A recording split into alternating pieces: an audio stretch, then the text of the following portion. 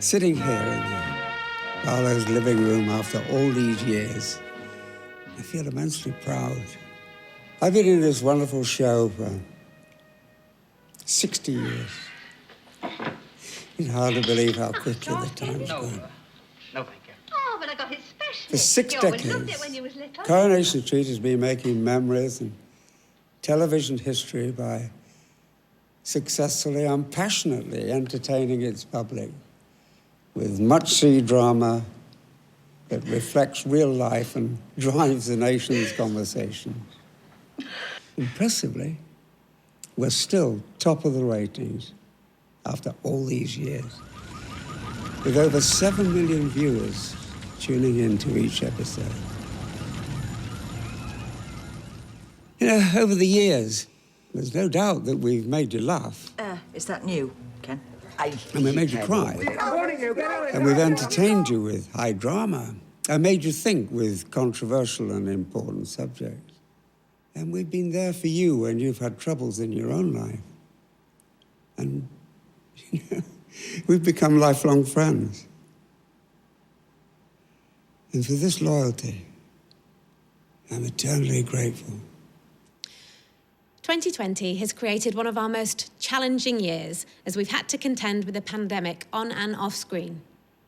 But thanks to some clever scheduling and our hard-working and dedicated production team and crew, we were able to resume filming and keep the show on air. Dead behind the eyes and from the waist down. We've been rocked by Yasmin attacking Jeff after many months of his coercive and bullying behaviour. Gemma and Chesney dreaming of stardom when the Fresh Go 4 became local celebrities. Leanne, Steve and Nick sadly receiving news of Oliver's mitochondrial disease diagnosis. Oliver has a life-limiting And a condition. family crisis for Dev when daughter Asha was humiliated by Corrie and Kelly when she discovered she'd become the victim of revenge porn. With 60 years behind us, we're still tackling hugely important storylines which resonate with our viewers, young and old, who recognise this street, the shops, the houses and the families who've become part of their lives. Amazingly, the show has always remained in the top 10 most watched UK TV programmes.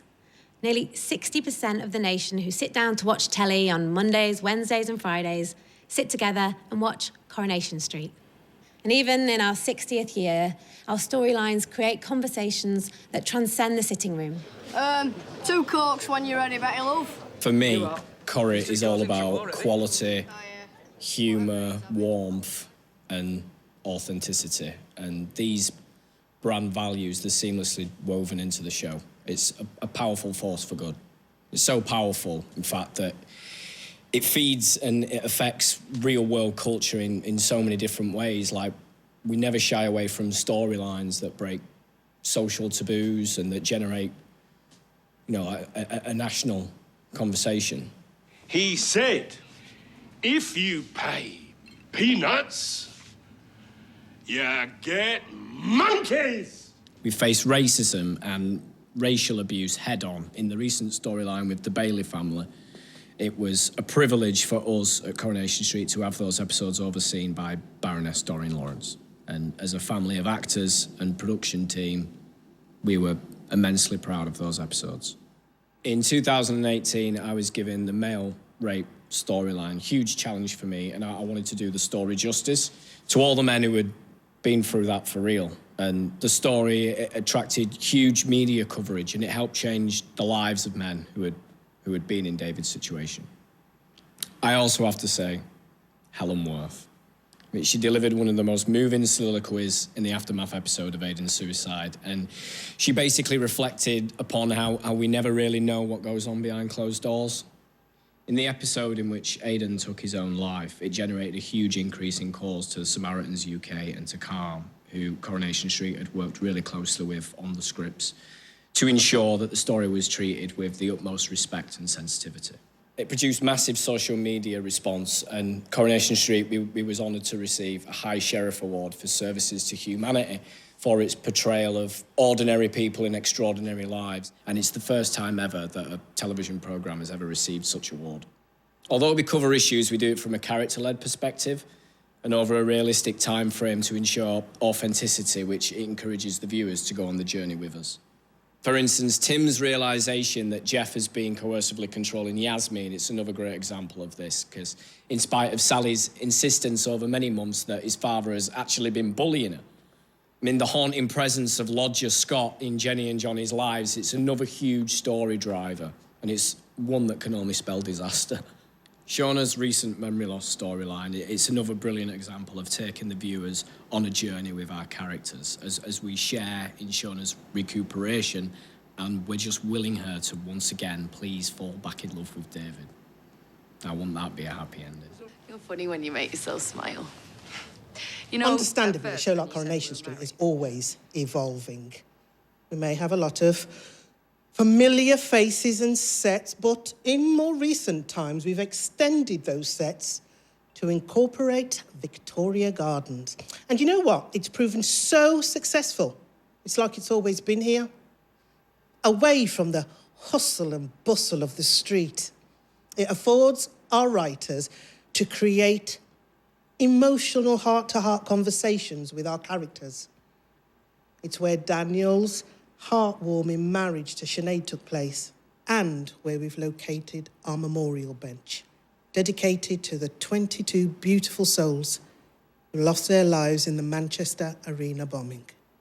As a relative newcomer to the cast, joining in 2019 with Trevor, Ryan and Nathan, it quickly became apparent to us that Coronation Street producer Ian MacLeod, the scriptwriters, story team, really wanted to push boundaries and reflect what's happening in the UK today. A case in point, my character, Aggie, having to make the heartbreaking decision to self-isolate away from her family, missing her 30th wedding anniversary to Ed.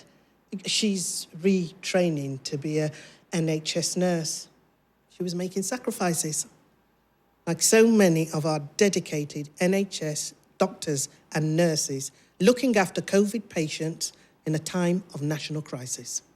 Dad, I'm gay. Nathan's character, James, a young gay footballer, fearing he could reveal his sexuality not only to his parents, but also to his teammates, was another television first, exposing the enormous pressure young people face today. No one should have to feel like that. You stood tall today, love.